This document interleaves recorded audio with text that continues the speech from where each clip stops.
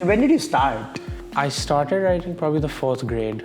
Fourth grade. I started making small comic books Okay. that I would give to my parents as gifts. So the novel is more of a story of ideas. So the loneliness aspect is more a medium to explore all those ideas. You are in a very experimentation sort of Exactly. zone, and you want to kind of get good at the craft.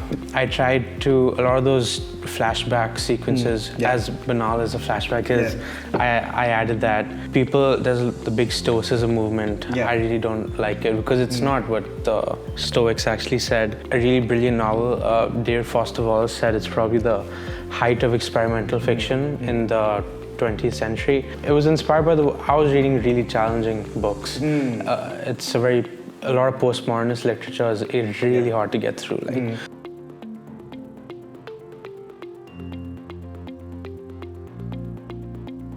Hello, book nerds. Welcome to the Booknerds Podcast.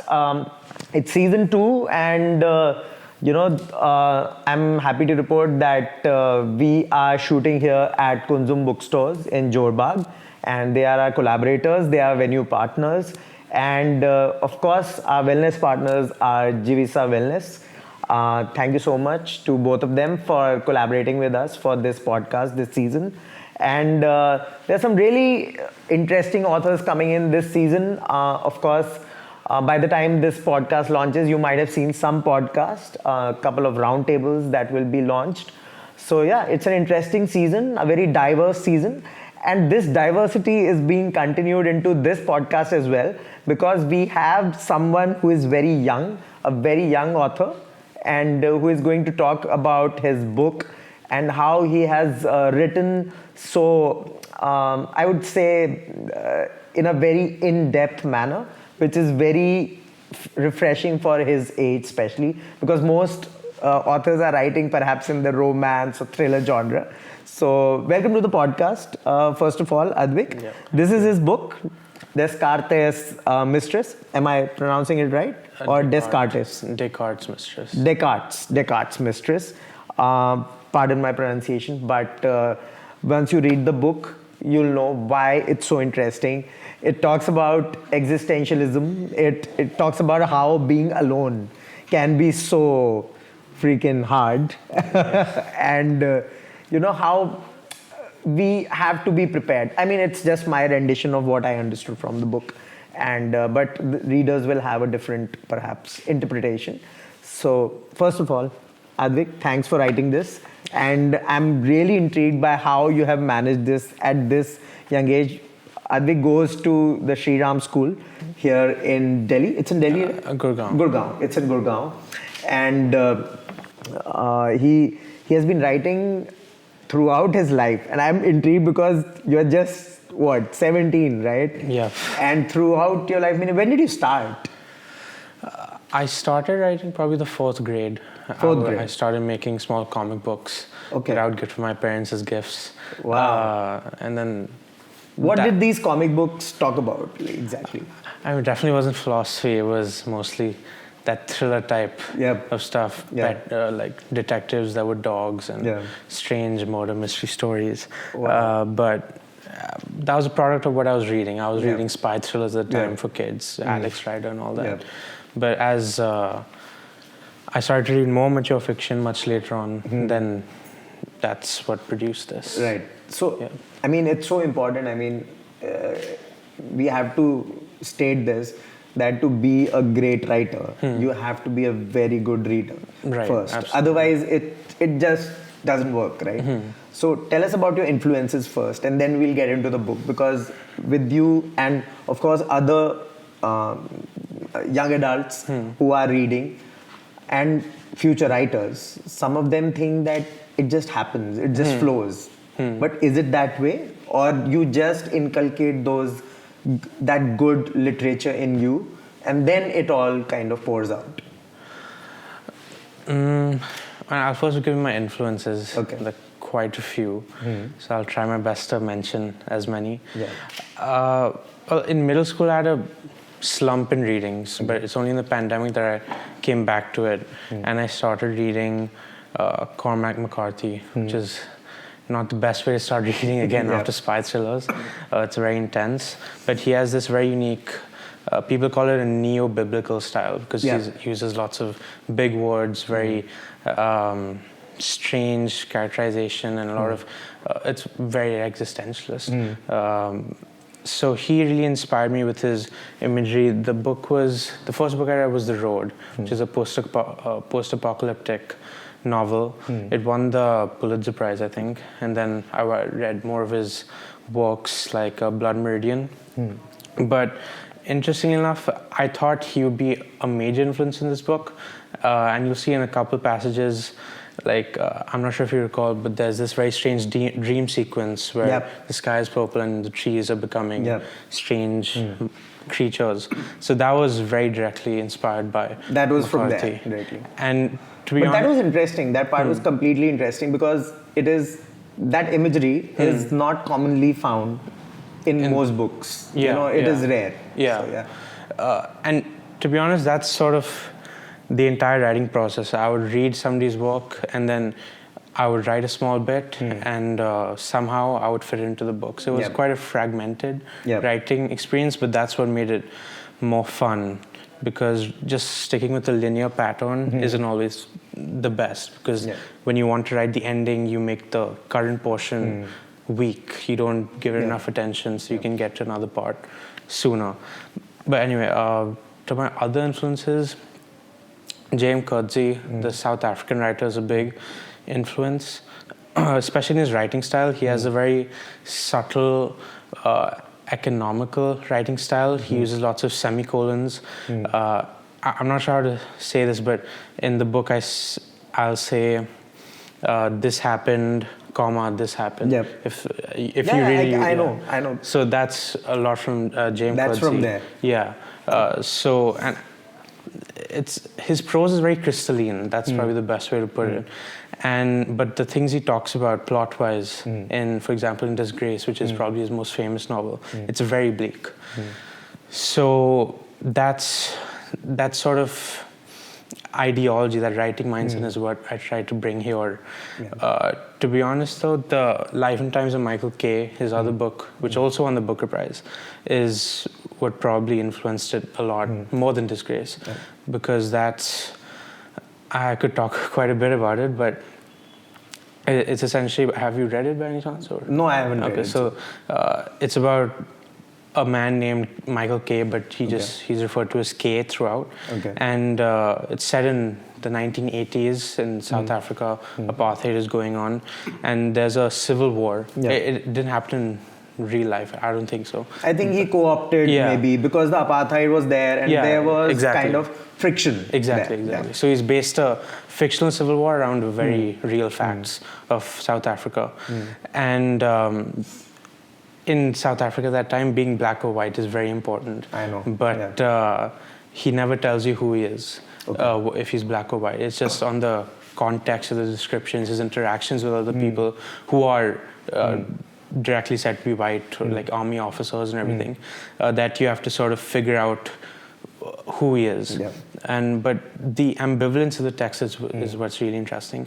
But more importantly is that there's a big portion of the book where he's alone in a field, and he carves a section out of a very muddy, I'm not sure what it is, like a hill, and he somehow digs into it, and he stays there for months on end. He starts growing pumpkin, he eats crickets and lizards, and it's such a strange, almost disgusting thing, but he makes it seem like the most serene experience that a human could possibly have. And there's a very important section in this, part 3, where the protagonist is sat alone for, it could be years on end, it could be a couple days. That's where in part 3 is where the actual sort of, situation hits. And, from there, it's like, it's going to go downhill, perhaps, but I mean, the readers have to explore themselves. But that was interesting for me when part 3 hit, and it was a marked change in whatever is happening in the novel. Great. Okay. I read the book and I was like, that feeling of, post-apocalyptic, everybody's going to disappear. All that just started coming to me. And your influences are also like that. But just to story tell with that. It's not easy because then it's a very tricky sort of area. How do you kind of, make it very interesting and, readable? Not perhaps be too self-indulgent at times. Yeah. So how did you kind of balance that? Were there rereads of this, rewrites, the process a little bit? So, I definitely understand. It was, I guess because it was a very personal project, in the beginning, I didn't realize that it could be a bit abstruse to understand. Because for me, it was challenging myself in creative writing and also trying to translate my understandings of philosophy. Because at that time, I was reading lots of philosophy and I wanted to try and understand. You were going it better. crazy with it, basically. Yeah. You'll see every... I could see in part one, you are just flowing. Yeah. And then structure starts coming in the midst of everything. Every other paragraph is inspired by a different philosopher. There are a lot of allusions and everything, like Schopenhauer and Frege.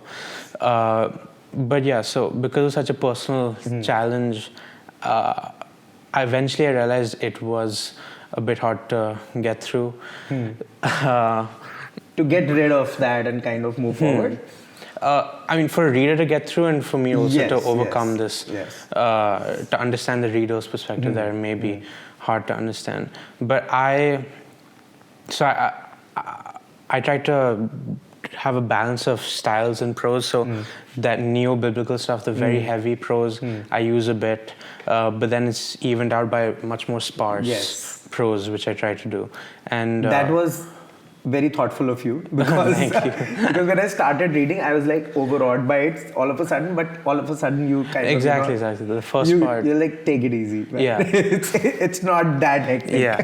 The first part is meant to be quite intense with all the... Yes. Especially the first 5 pages, they get you in this world where you are kind of, oh my God, what's happening? But then again, you kind of, like you spaced it out. Yeah, so that was very interesting, just to take the reader on a tumultuous sort of ride and, sometimes leave them hanging also. But so I loved it because I like being challenged. But maybe for a new reader, it can be slightly challenging because... Fair enough, And because not everybody is that mature.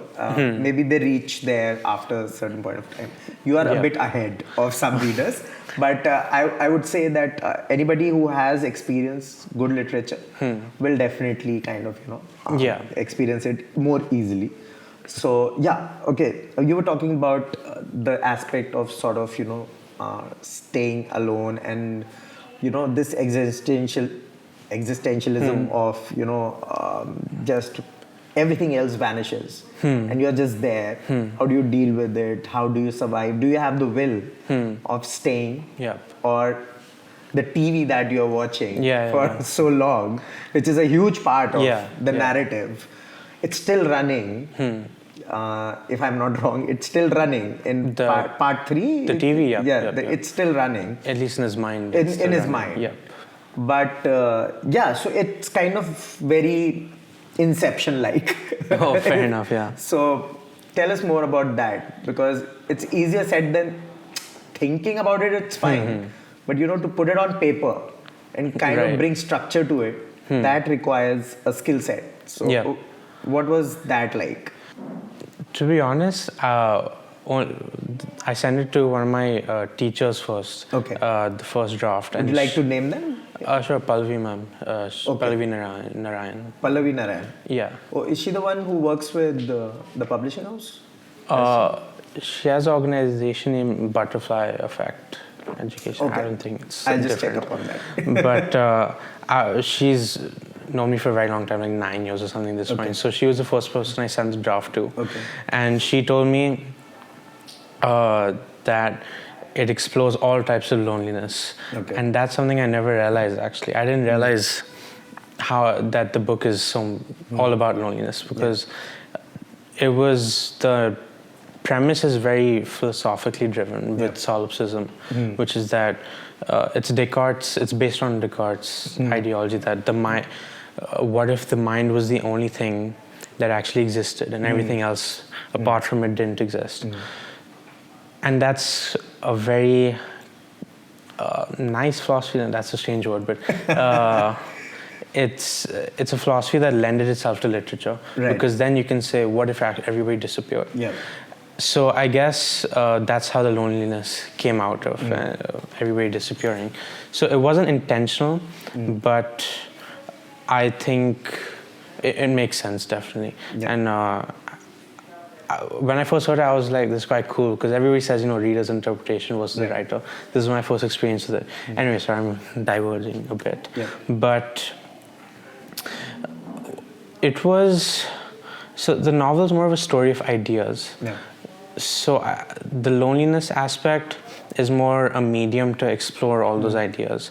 A lot of axiology, like the study of values. Yeah. What does that fancy fur coat mean if nobody's there to see it? And if he's the only person left, could he call himself the ruler of this world?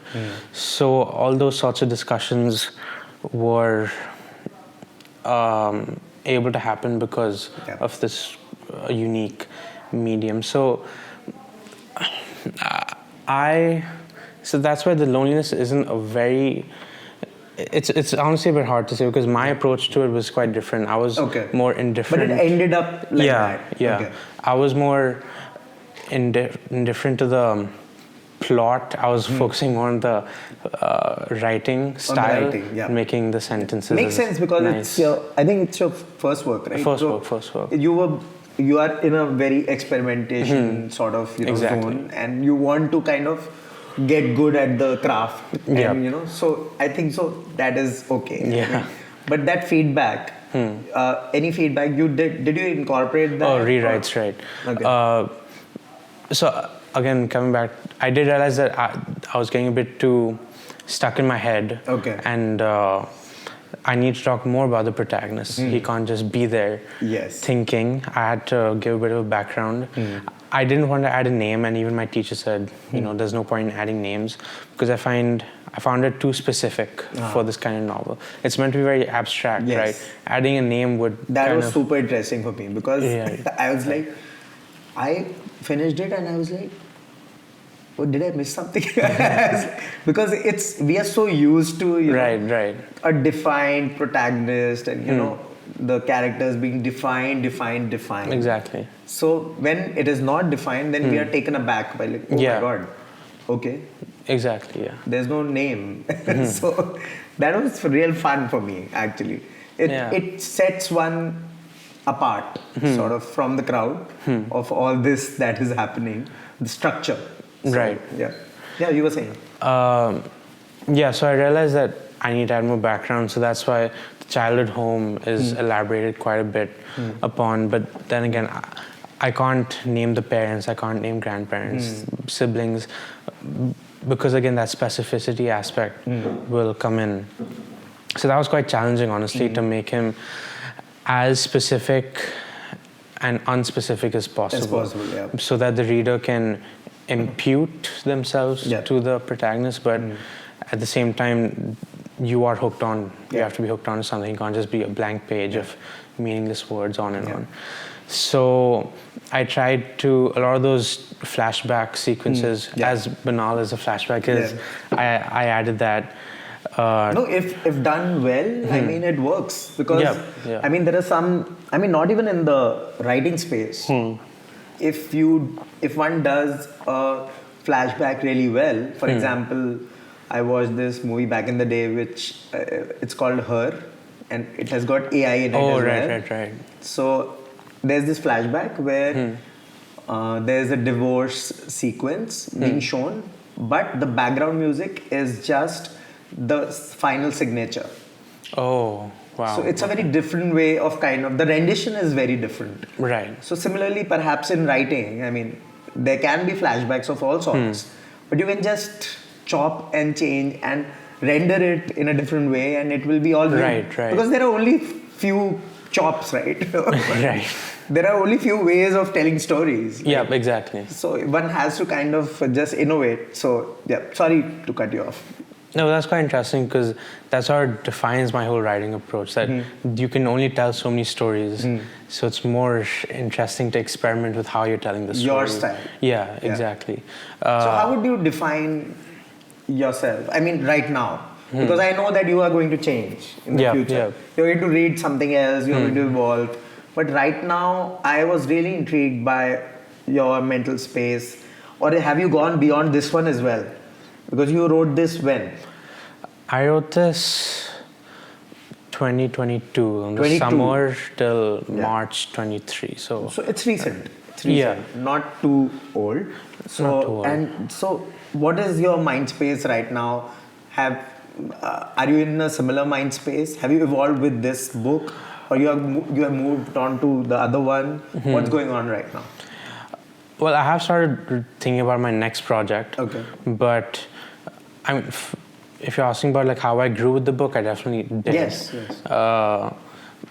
Because a lot of those childhood sequences are based on my life. I mean, naturally, every book is somehow a reflection of the writer.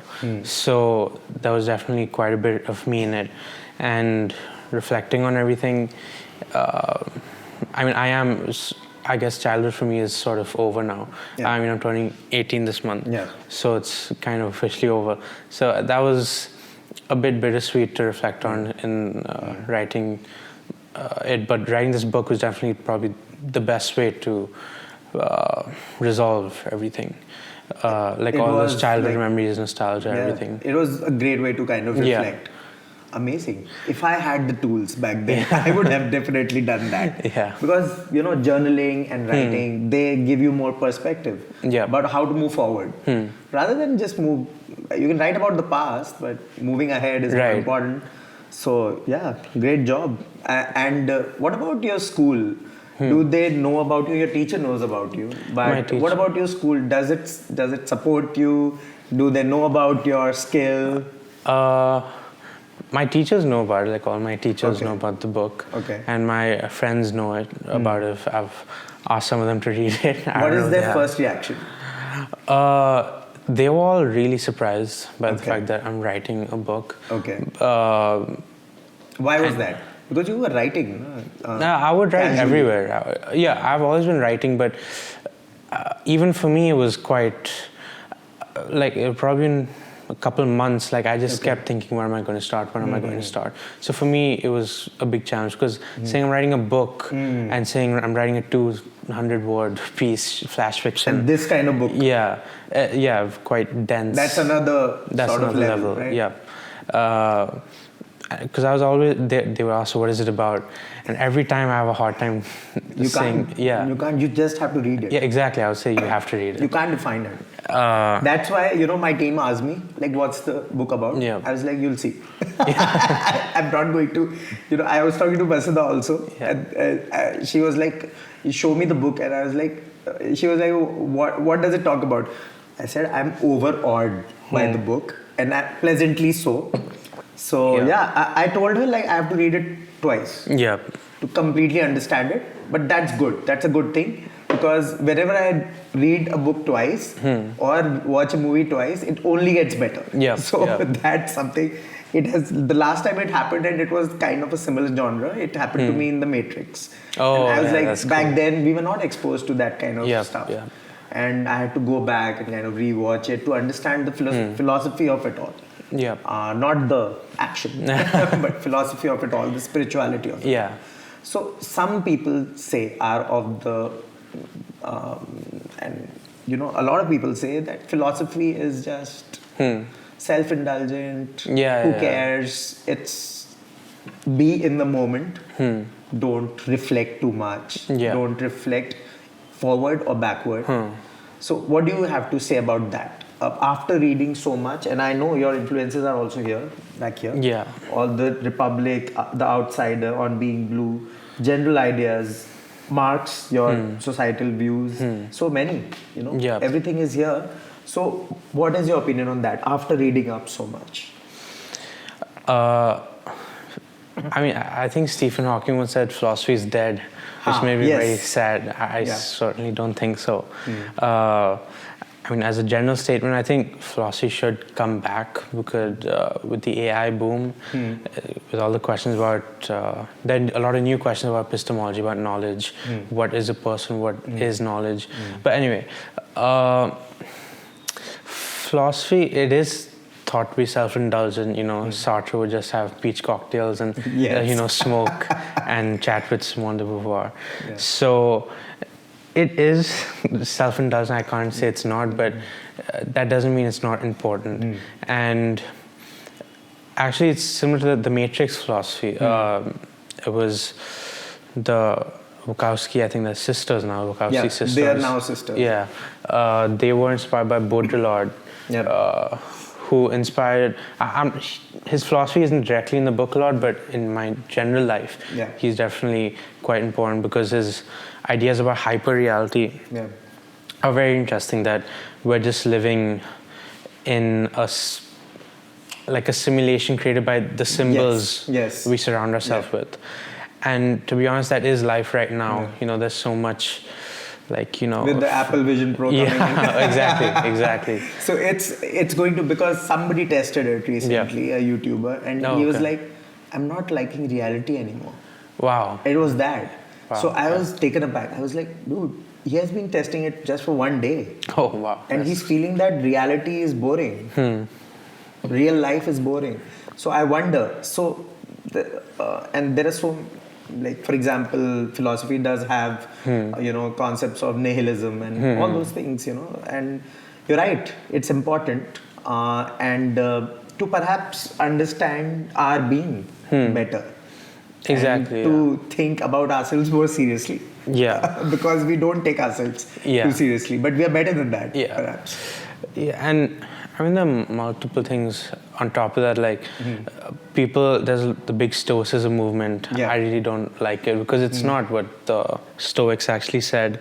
It's more about, today, as far as I can see, it's just not caring, I think, being a bit emotionless. True. But the Stoics, I think their philosophy was how to deal with today's existentialism, like what Sartre said, not Sartre, more what Camus said. Yeah. That's, Camus defined absurdity. I think the Stoics, thousands of years ago said, this is how you deal with that absurdity, by accepting that life will always flow, no matter what happens. A more sort of pragmatic exactly. approach. That's why it's more relatable right now. Because people can understand it more easily. Yeah, but Stoicism is easy to understand. It's easier to understand, but I think... It's dumbed down. Yeah, it's been quite dumbed down, which is... your perspective is... Ryan Holiday, no offense. If you watch it in your lifetime. Yeah, true. But yeah, Stoicism, if it helps people, fair enough, but it isn't really what the actual ancient Stoics said. But anyway, the hyper-reality thing, we are living in that, but people don't really realize it. And the famous allegory of the cave, I'm not a big fan of it because it makes, people who like philosophy seem very haughty and, very arrogant because we are out of the cave, we're all enlightened and everything. But to an extent, it's true. All the people trapped inside the cave who are seeing shadows as their reality, not the actual light. It is true. And only when you start reading philosophy will you realize that. So it is self-indulgent, but that sort of approach is required to really change your life and to really focus on yourself and change your thinking. What about perhaps a more wholesome approach?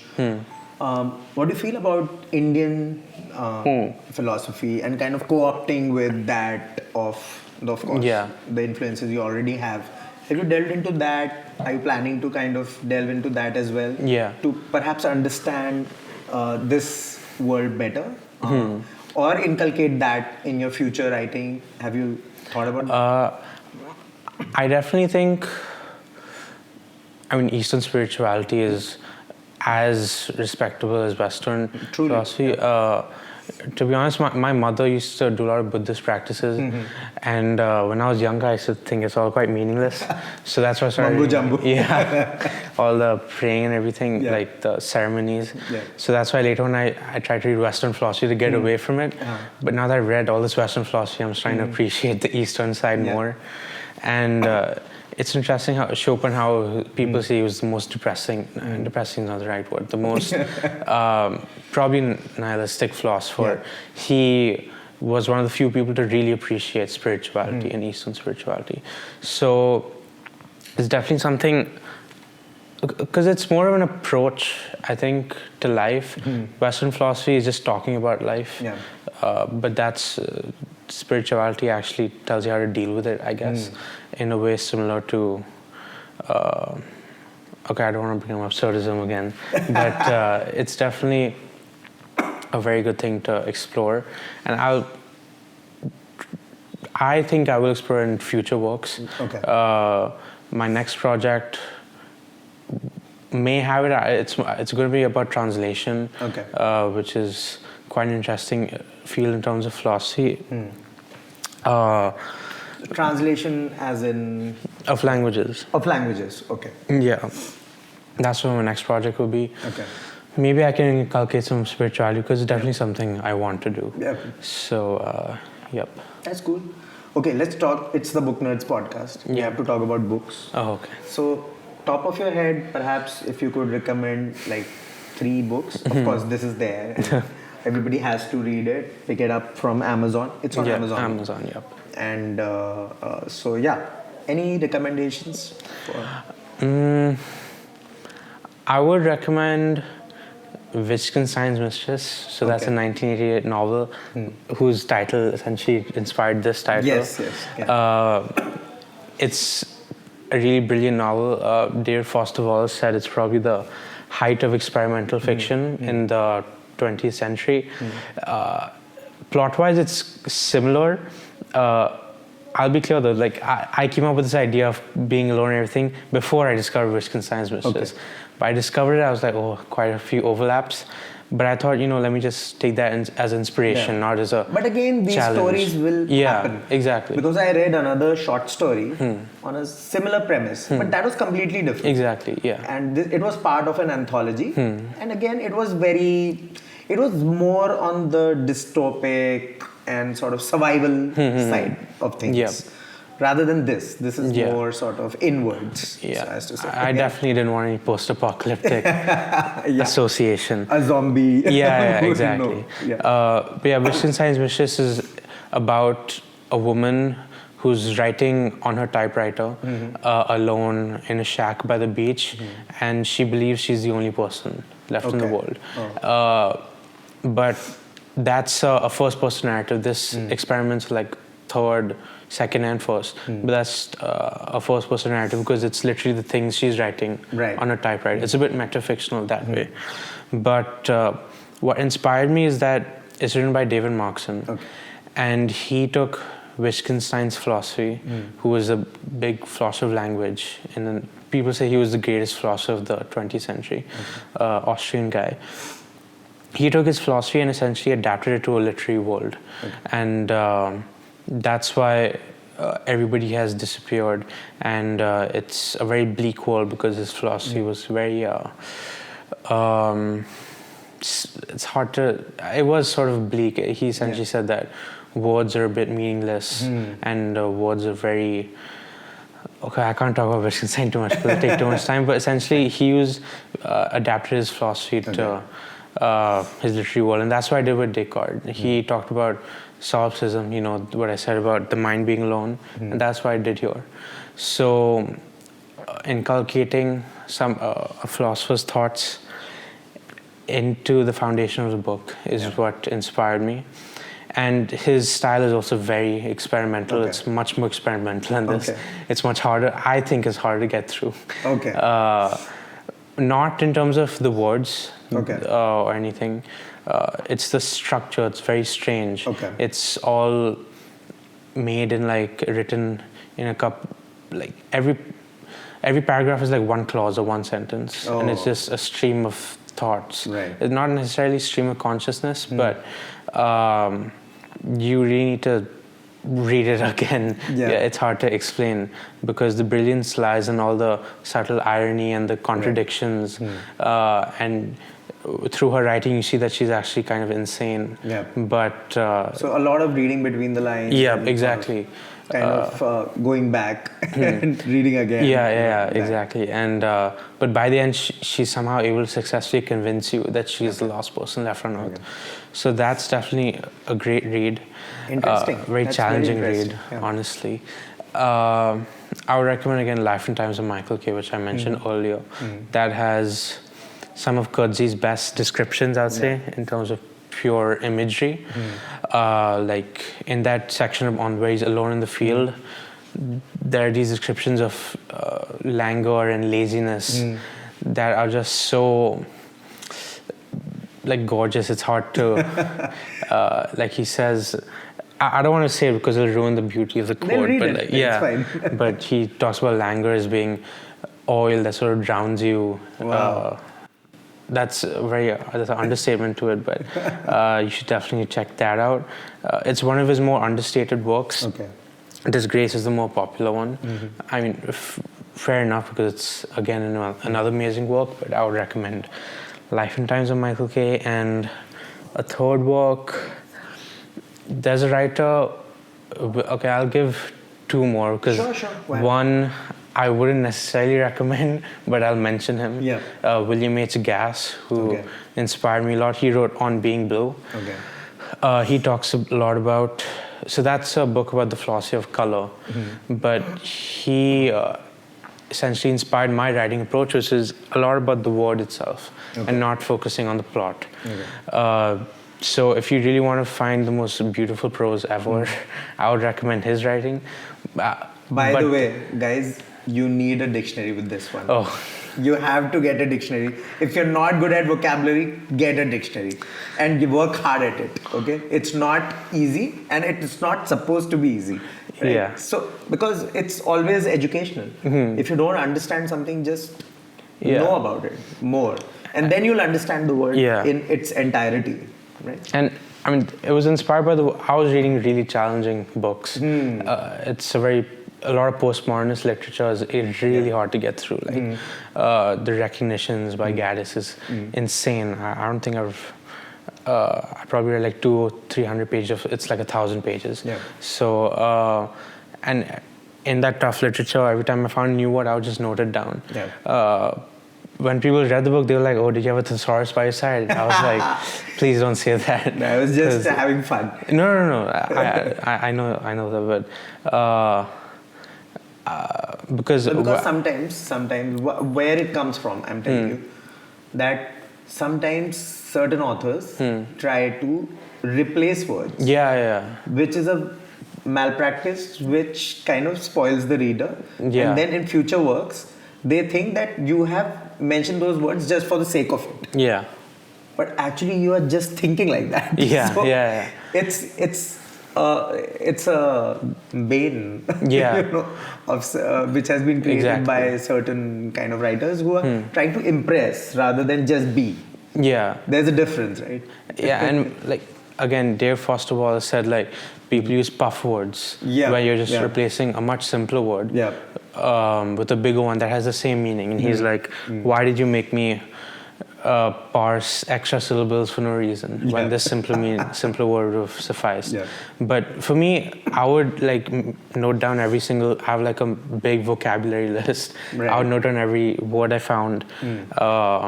And it was a very organic thing for me. Okay. It was just stuck with me because I'd seen how a writer had used it so well, and it just inspired me. Yeah. So that's why it's a bit wordy because again, it was experimental. I wouldn't say wordy, just that you don't know the beauty of that word yet. Yeah.